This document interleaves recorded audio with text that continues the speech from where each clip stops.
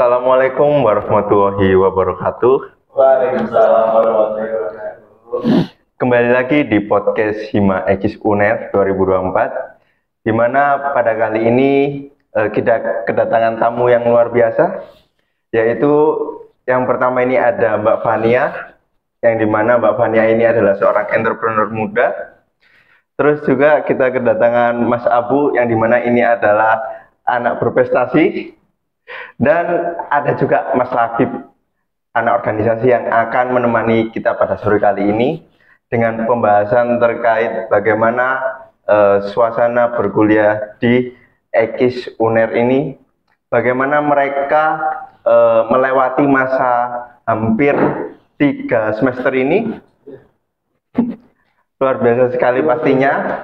Maka dari itu, untuk pertama-tama mungkin dari Mbak Fania bisa nih dijelaskan awal mulanya menjadi entrepreneur muda, terus bagaimana nantinya pengembangan karirnya sendiri. Oke. Kalau dari aku sendiri, jujur aku mulai bisnis aku itu waktu aku lulus dari SMA ke kuliah. Jadi waktu itu tuh karena agak nganggur ya, waktu lulus SMA ke kuliah tuh kan agak panjang ya jadinya. Yeah. Jadi aku tuh kayak cari kesibukan yang dimana biar aku tuh nggak gabut, soalnya aku tuh orangnya nggak bisa gabut kan. Akhirnya aku coba lah cari kayak apa ya, kalau misal jualan tuh orang-orang udah pada jualan semua, kayak baju, terus itu makanan, semuanya udah jualan kan. Terus aku coba cari-cari celah yang dimana orang-orang tuh di sekitarku masih jarang banget. Akhirnya karena aku dari dulu juga udah suka edit-edit ya, mulai dari SMP, mulai dari SD juga aku udah suka kayak fotografi gitu. Jadinya aku masuklah itu ke bidang desain grafis. Lebih tepatnya aku kayak buka yang emang bener-bener gampang dicari sama siswa-siswa gitu loh. Jadinya aku masuk ke kayak joki Canva gitu. Jadi aku buka namanya desain Canva kayak gitu. Berarti ini ya, secara online aja gitu. Iya, soalnya kan kalau misal editing kan bisa fleksibel ya dari mana aja.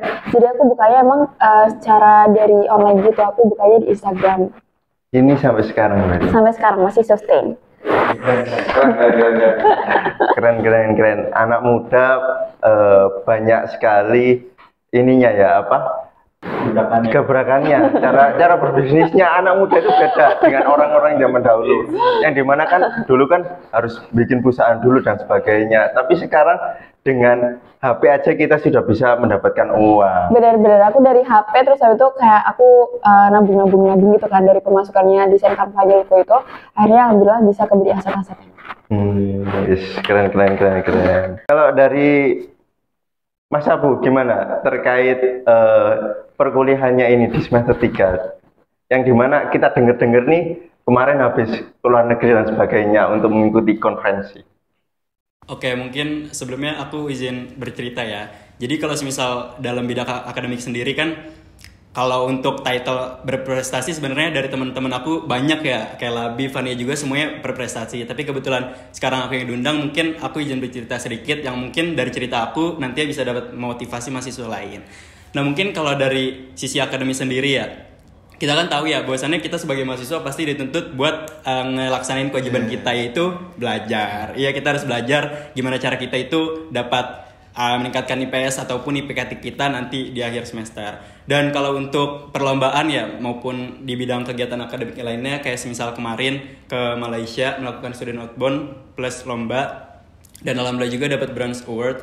Dan itu tuh sebenarnya kemarin annual eventnya Ekis. Jadi kebetulan di International Islamic Finance Olympiad itu salah satu annual eventnya dari ekonomi Islam. Nah kebetulan di berbagai univ kayak UI, UMY, UPI, dan itu kayak berkumpul jadi satu. Dan kebetulan kemarin dilaksanain di University Sains Islam Malaysia. Nah itu salah satu partner yang kolaborasi dengan IIFO ini. Dan kebetulan nanti insya Allah tahun depan akan dilaksanakan di Turki. Nah itu kalau boleh tahu ngapain aja sih kalau teman-teman ataupun mahasiswa Ekis lainnya yang kepo. Jadi itu di sana kita tergantung ya di setiap tahunnya kegiatan tersebut berbeda-beda. Kebetulan kemarin ada lomba digital poster sama MIG atau Muamalat Interaktif Game, di mana kita dituntut untuk membuat kelompok kebetulan kemarin aku kelompok dengan Kavia, Kavira sama Akil, dan itu kita buat suatu project yang menceritakan terkait literasi keuangan Islam kepada para pembaca, istilahnya kepada para pemula. Dan kemarin aku ngangkat tema zakat and it's important for the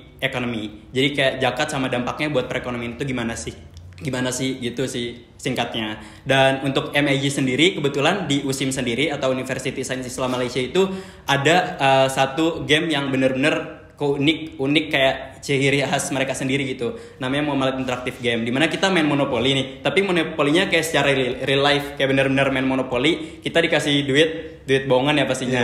Nah itu kita nanti dituntut buat gimana cara kita ngebalancein antara ukhrawi sama duniawi kita. Gitu sih. Jadi emang bener-bener bagus banget, kita dituntut buat bisa wakaf, kita dituntut bisa buat menyeimbangkan antara duniawi sama ukhrawi juga, karena itu bagus banget sih kata aku MIG-nya. Nah dari situ alhamdulillah juga kemarin dari poster digital lomba itu kemarin dapat Bronze Award yang alhamdulillah juga menjadi salah satu keren. Prestasi baru lah buat aku, apalagi kan aku khususnya dari anak pondok ya, kayak dan kalau misal disaingin sama teman-teman aku khususnya yang udah di SMA luar pasti kan kayak mungkin ada perbedaan juga karena aku emang minim informasi dan minim pengetahuan juga. Tapi karena dengan kemauan aku untuk mencari-cari informasi, karena emang dari aku pribadi orangnya kepo gitu, orangnya kayak suka jalan-jalan juga. Jadi kayak gimana caranya aku cari informasi yang sekiranya bisa buat aku garap gitu, karena aku juga suka tantangan sih gitu. Mungkin gitu aja kali ya dari aku gitu. Masya Allah, keren. Iri aku.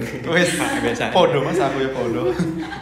Kalau dari Mas Labib sendiri, gimana dari organisasi ini? Karena kan yang saya ketahui ya, Mas Labib itu banyak sekali mengikuti organisasi kepanitiaan dan lainnya. Balance ya dengan akademiknya sendiri? Oke, mungkin aku izin cerita dari awal dulu ya, Mas Aaron, Mbak Fania, dan juga Mas Abuy. Jadi mungkin agak sedikit panjang ya, kenapa aku tuh lebih berfokus kepada organisasi dibanding kayak emang ada tempat sendiri kan, kayak Mbak Fania entrepreneur, Abu memang ke skill akademiknya. Nah, kalau dari aku nih lebih mengedepankan organisasi, pengen nyoba banget organisasi perkuliahan tuh Mas Aaron. Karena emang dari SMA sendiri aku tuh namanya anti banget nih namanya organisasi. Gitu. Istilahnya tuh AO kan, anti organisasi. Ya kuliah pulang itu istilah kalau di kuliah ya, kuliah pulang. Nah aku pas SMA dulu tuh gitu. Ya kelas pulang. Jadi kayak yang penting akademik aja, akademik. Akhirnya alhamdulillah keterima di UNER, jalur SNBP juga alhamdulillah. Nah tapi aku nggak pengen ngalamin hal yang sama pas di SMA banget tuh Fania. Jadi aku pengennya mencoba nih yang namanya organisasi itu apa sih? Emang secandu itu ya? Sampai banyak yang mengikuti segala macam gitu. Akhirnya cobalah aku organisasi dulu. Pas pertama kali aku nyoba tuh namanya di magang di Ksatria Muda BEM Universitas Airlangga. Aku sempat di Kementerian Pengembangan Profesi selama hampir 3 bulan gitu. Dan aku merasa kayak, ternyata seru juga ya organisasi. Lalu aku beralih ke BEM Fakultas Ekonomi dan Bisnis Universitas Airlangga, BEM FEB. Kebetulan aku di Departemen Hubungan Luar gitu. Dan belum juga aku ikut akses juga, sama kayak Mas Abu juga. Akses juga ya Bu ya? Oh, Abu nggak akses punya ya? Nggak sih? Salah kamu. Aku kira akses, soalnya akses itu benar-benar keilmuan gitu. Nah, aku juga ikut gitu juga di akses di HRD-nya. Nah, untuk balancingnya sendiri, aku merasa kayak di organisasi itu aku mendapatkan suatu hal yang benar-benar, oh aku banget nih gitu. Karena benar-benar mewakili apa dari hobiku, skillku, segala macam tuh semuanya di organisasi gitu. Sementara buat akademik ya itu sebagai pemenuhan kewajiban kita memang sebagai mahasiswa, apa yang benar dikatakan oleh Aboy tadi. Jadi buat organisasi ini sebagai hobiku aja gitu. Dan kebetulan juga alhamdulillah banyak banget. Kalau Mbak Fani tadi mungkin orientasinya ke uang ya, karena usaha. Sementara Abu memang ke keilmuan dan juga akademik, orientasinya juara. Kalau aku sendiri kalau ditanya outputnya apa organisasi, bisa dibilang kayak mulai di networking, pengalaman, bahkan bisa meranah ke hal akademik juga bisa sebenarnya organisasi gitu. Jadi tergantung pandangannya bagaimana. Luas ya. Luas banget gitu. Seperti itu sih kira-kira Mas Aaron. Keren banget. Tapi sekarang berapa yang diikuti organisasi? Organisasi aku cuma 2 aja. Kirain 10. Waduh. 2 aja kayak, kayaknya gimana gitu 2 itu. Story-nya kayak capek banget. Iya, bener banget. Soalnya di organisasi kayak, paham gak sih kayak yang bikin hektik segala macam itu sebenarnya program kerjanya. Iya, kepanitiaannya ya. Bener banget, kepanitiaan segala macam. Kebetulan di hubungan luar tuh kayak kita hampir memiliki sekitar 10 lebih program kerja di satu departemen. Dan kebetulan aku udah megang 2 program kerja. Program kerja yang pertama tuh strategic training, itu tuh kayak pelatihan humas Ormawa gitu. Jadi aku tuh kayak ngebantu 13 Ormawa di FEB buat pelatihan humas. Lalu yang kedua tuh Book of Relation tuh kayak database kerjasama antara BEM FEB dengan eksternal, seperti itu sih. Itu Mas Aron. Oke nih, kan tadi kan tiga-tiganya kan udah ya menjelaskan gimana sih awalnya mereka masuk ke dalam dunia organisasi, dunia entrepreneur, sama dunia akademis yang dimana sungguh luar biasa sekali. Tapi pasti kalian ada planning kan untuk kedepannya, kenapa sih aku harus menekuni hal tersebut? Nah mungkin bisa diceritakan ke Mbak Fania nih. Tadi aku udah kan gantian deh kayaknya. Oh iya. biar kayak aku lihat juga gitu.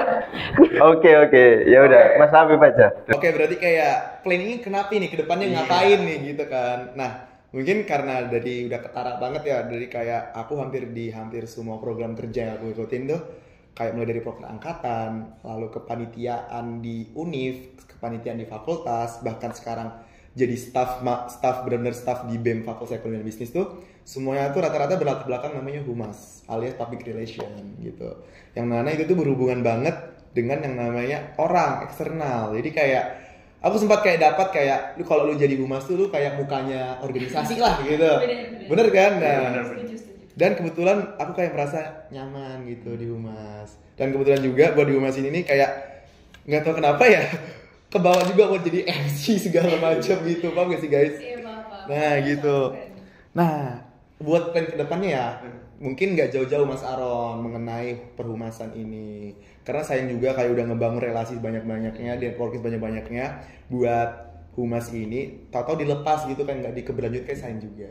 Jadi mungkin buat nextnya akan aku entah bisa jadi ngelanjut, tergantung juga, atau juga mencari explore lebih jauh nih gitu. Jadi kemungkinan tetap berkutat di lingkungan perhumasan alias public relation seperti itu.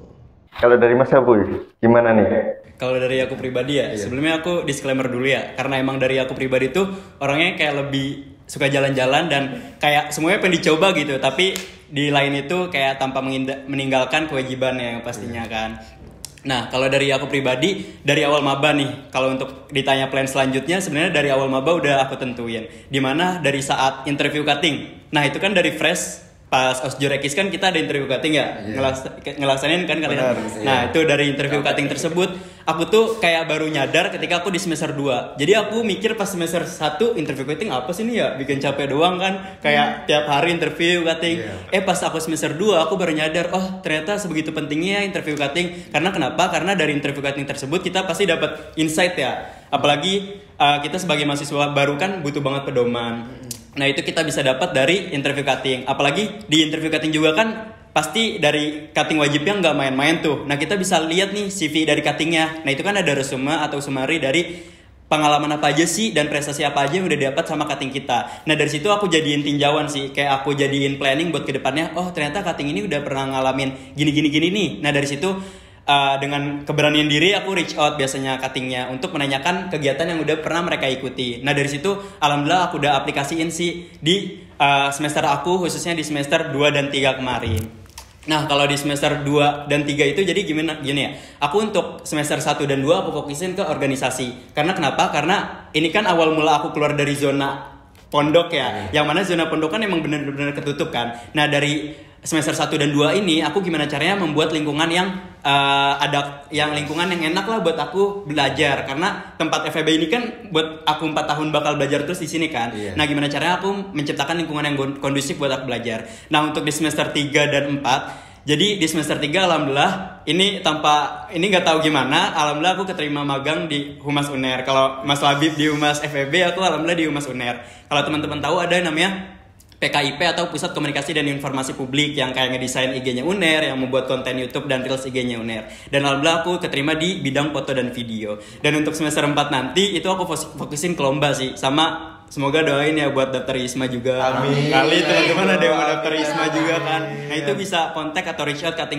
Ekis juga yang udah pernah ngejalanin ISMA. Dan untuk semester 5, 6, 7 mungkin ntar aku fokus magang dan semester 6 7-nya buat fokus ke skripsi. Mungkin seperti itu sih Mas Aron. Keren. Tadi ada yang satu yang aku notes itu magang di Humas UNER. Nah, itu gimana? Karena kan biasanya kan komunikasi atau enggak informasi yang kita dapatkan itu kan sulit. Nah, mungkin di sini bisa berbagi tips nih. Gimana caranya mendapatkan relasi-relasi tersebut? Karena kan pastinya kan itu bisa dikatakan nggak beredar di masyarakat. Nah, mungkin pastinya nanti penonton ini apalagi anak-anak yang masih 24 itu pasti membutuhkan referensi-referensi tersebut. Oke, di sini aku izin cerita ya. Jadi awal mula aku tahu News, jadi nama programnya News Content Training atau NCT. Nah, awal mula aku tahu News itu dari pas aku daftar Sobem. Kalau teman-teman tahu, jadi di semester 1 aku daftar Sobem, khususnya di Biro Medcom. Nah, di situ Kak Biro Medcomnya, Mas Andika, X21 itu magang di sana. Dan aku kan emang orangnya kepo ya, jadi aku tanya-tanya tuh. Nah, kebetulan emang setiap semesternya buka. Kebetulan insya Allah nanti NCT Batch 5 di bulan Februari bakal buka. Sekarang aku NCT Batch 4. Nah, di News Content Training sendiri itu nanti informasinya disebar kok di Instagram UNER, namanya News Content Training, atau kalian bisa cari informasinya di PKIP UNER. Nah, di situ ada 3 bidang. Yang pertama ada desain grafis buat desain-desain Instagram UNER, yang kedua ada foto video yang buat konten YouTube serta TikTok dan Reels-nya, dan yang ketiga ada jurnalistik atau UNIS itu sendiri yang membuat berita. Kan kita tahu ya, bahwasannya di UNER sendiri kan banyak banget kegiatan ya. Kegiatannya itu nanti diliput sama anak news. Nah, sebenarnya info ini tuh banyak banget dari Kateng Ekis angkatan 21 khususnya yang pada magang di sono. Ada Mbak Febri, Mas Gani, Mas Rehan. Itu tuh mereka ahlinya lah di PKIP, kayak emang bener-bener udah orang dalamnya PKIP. Nah, dari situ aku kuak informasi yang aku pengen dari mereka, aku klik semua dan dari situ aku implementasiin sih apa yang aku udah dapat buat aku daftar. Jujur aku dulu itu pertama daftar di batch 3 desain grafis, tapi qadarullah nggak diterima karena yang di lolos cuma 5 orang doang. Dan kebetulan alhamdulillah aku daftar lagi di batch 4 di foto video, dan itu juga yang keterima 7 orang. Sekarang alhamdulillah qadarullah lulus. Situ sih dari informasinya. Luar biasa banget. Nggak nyangka bisa itu suatu momen yang sulit didapatkan, terus tiba-tiba Mas Abu bisa mendapatkan hal tersebut, apalagi di Humas UNER yang dimana pasti nggak semuanya bakal dapat gitu. Nah, mungkin buat adik-adik Ekis nanti bisa nih tanya-tanya ke Mas Abu terkait bagaimana sih mendalami Universitas Airlangga ini lebih dalam lagi, karena pasti banyak sekali ya Mas Abu yang hal-hal yang nggak diketahui oleh mahasiswa itu yang peluangnya cukup besar. Iya, intinya satu sih kepo, haus akan literasi dan informasi gitu. Karena kan dari informasi kita bisa dapat sesuatu yang lebih ya, yang orang-orang lain mungkin masih belum pada tahu gitu sih. Kalau Mbak Fania gimana Mbak Fania? Oke, mungkin untuk ngomongin soal plan ya, aku tuh udah ada gambaran dari sejak awal aku buka Kanyol. Aku nyebut nama bisnisku, desain kampanye itu sebenarnya Kanyol. Soalnya aku menciptakan sosok di mana itu Kanyol itu adalah sebuah admin yang dimana itu bisa friendly ke customer aktifan yang aku sebut sebagai teman-teman Kanyol gitu, biar lebih dekat ya sama customer. Jadi kalau misalnya aku ngeplan sendiri mulai dari awal itu memang aku pengen fokusin ke desain kampanyelku ini, karena menurut aku itu sangat-sangat cuan ya. Kayak menurutku dengan modal 0% aku bisa dapat keuntungan itu juga udah lumayan cuan gitu kan buat anak-anak seusia kita gitu.